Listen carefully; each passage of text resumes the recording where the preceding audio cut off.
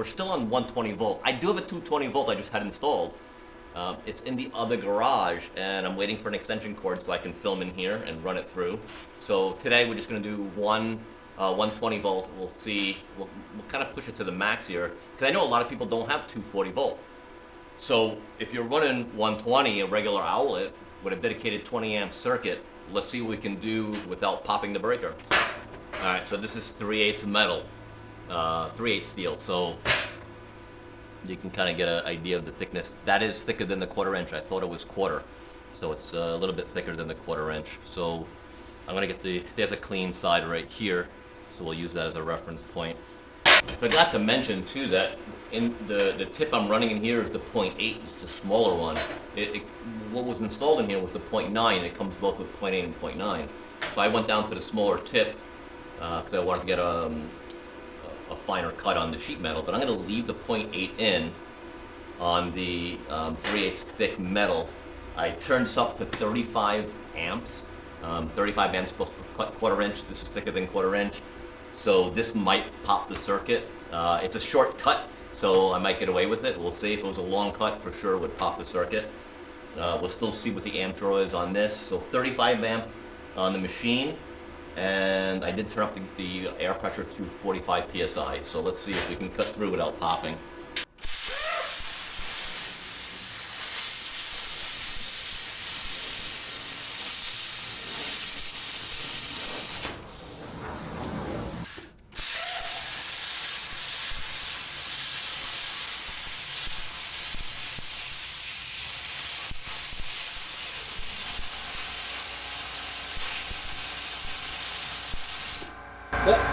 I just popped the circuit. So I just got the circuit back on. You can see the bottom right here. So even this this is the 3/8, and it wasn't really getting through that at 35 amps. I mean, it could have if I went slower, but still I couldn't even make it through that short run before popping the circuit. I would say 1/4 inch might be good. 35 amp is pushing it on a 20 amp circuit. We'll look at the amp draw on the other camera. But let's do some templates and shapes. I want to try some freehand circles, cutouts, and then some piercing. And then also I'm going to take, I think I'm going to try this. We'll see if it works. I'm going to take this guide off and I'll see if I can use a template. I'm not sure how that's going to work. I am by no means a plasma cutter expert. I do have experience with oxyacetylene cutting back in the day, but there has to be some kind of distance, I believe, between the tip and the piece, and this guide allows that spacing. So if I'm taking this off, I don't know if I can rest it on or if I have to keep it up and follow my my template, but we'll experiment a little bit.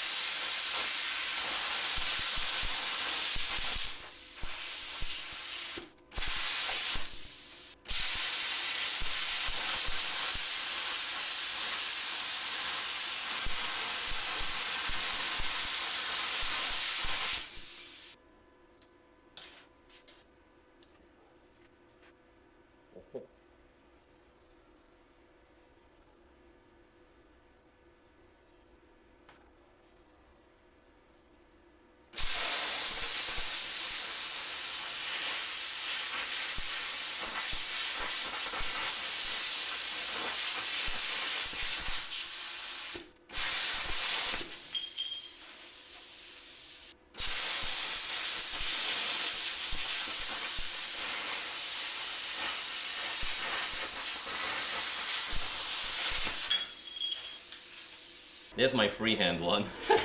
It pierced good when I was practicing that. These are my templates, which look a hell of a lot better than freehand, but still need some work. Let's look at the backside.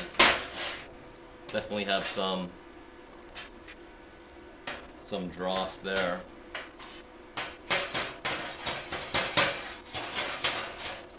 I just had a few comments now that the plasma cutting is done. That was the first time I've ever used a plasma cutter. Now I do have experience, or I had experience welding. I MIG welded for about 5 years when I did auto body work.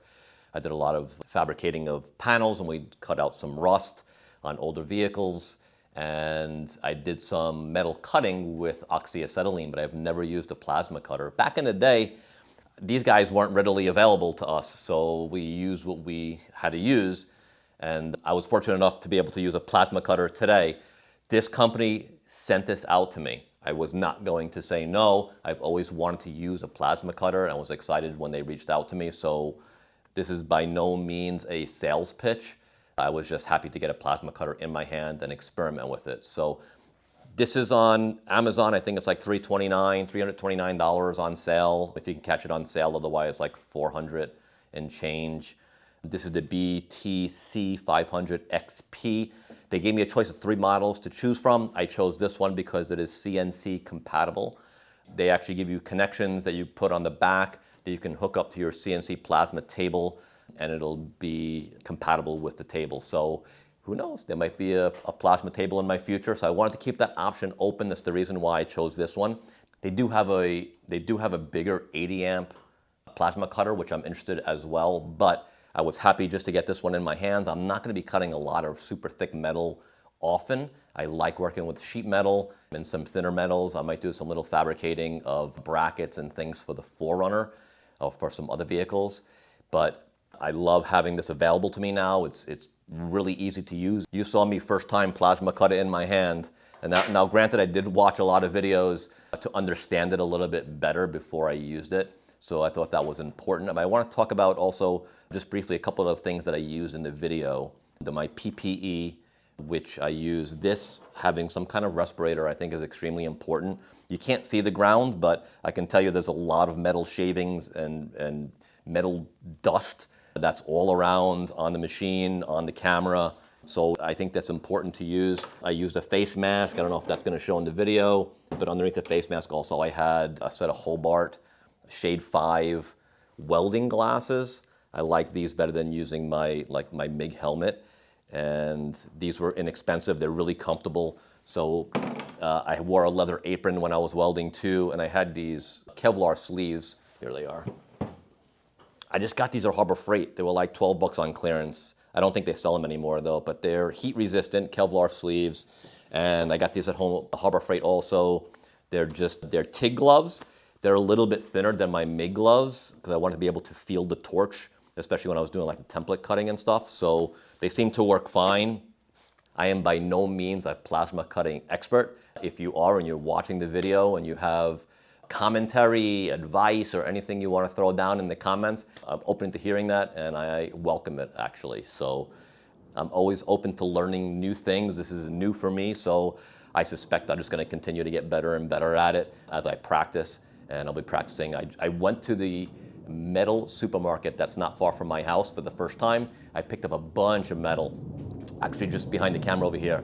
I have tube metal, angle iron, flat bar, and round pipe, so I want to practice with that. I just had a 240 50 amp outlet installed in my other garage here, and I got it specifically to run this machine on the 240 volt. I call it 220 volt. And my MIG welder too. So I've always wanted the 240. Now I had an excuse when they sent this out. I'm gonna see, I might do another video running just the 240 with the heavier bar plate and the thicker metal. I have up to 1/2 inch metal sitting over here.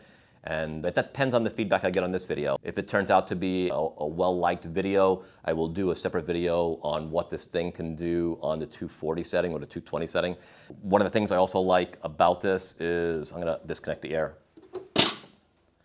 is it's super light. And this thing is tiny. It was a lot smaller than I thought it was when it came in the box, and I took it out and I'm like, wow, this thing really, you can take with you with a small compressor, and which was important to me also because I do some work for a company I work with.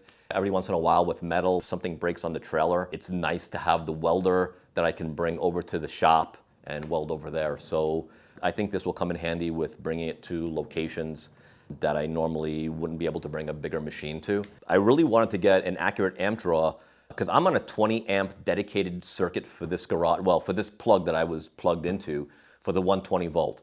So it's a 20 amp, and even though I was cutting on 30 amps successfully or 25 amps successfully, it doesn't necessarily draw a continuous 20 amps. So I got this little short extension cord.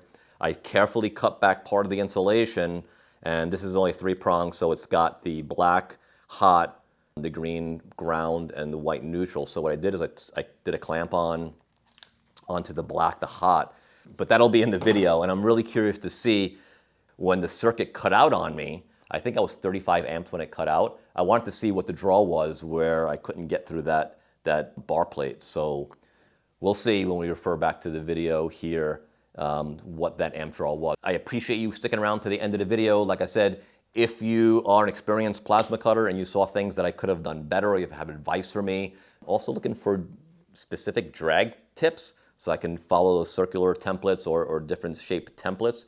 If you know where I can get those for this particular machine. And by the way, if there's one thing I had to criticize about this machine is they're not very specific on where to get consumables. Like they sell a consumable pack, but they don't say that it's compatible specifically with this torch for this machine. So I'm not sure, and I don't like the vagueness of that. I wish they would say this is what you need to order. So I don't know for sure if they make consumables with a drag tip or other things that I can use for this particular machine. I did like that piece that went on here before I took it off to do straight line cuts. I think that worked tremendously well. So overall, I'm happy with the machine. They sent it out to me for free. I can't complain about that, but there are comparable machines price-wise on Amazon. This is from Amazon, and I don't have anything to compare it to, so I know that this worked well for me, and I liked some of the features that it had, like the CNC cable compatibility, as well as the digital display. I don't like the analog displays. I mean, I'm sure they're fine and they work, but I like the accuracy of a digital display, and it's easier to read also when you get a little bit older. So anyway, guys, thanks for sticking around. Perhaps I'll do the video on a 240, but either way, I have a ton more videos coming up. I have a lot of ideas. I just can't get to them fast enough, but they will be coming out, so stick around. If you haven't subscribed to the channel, please do so. I really appreciate each and every one of you who leave the comments and subscribe to the channel. It keeps me going. Anyway, thanks for sticking around, and I'll see you in the next one.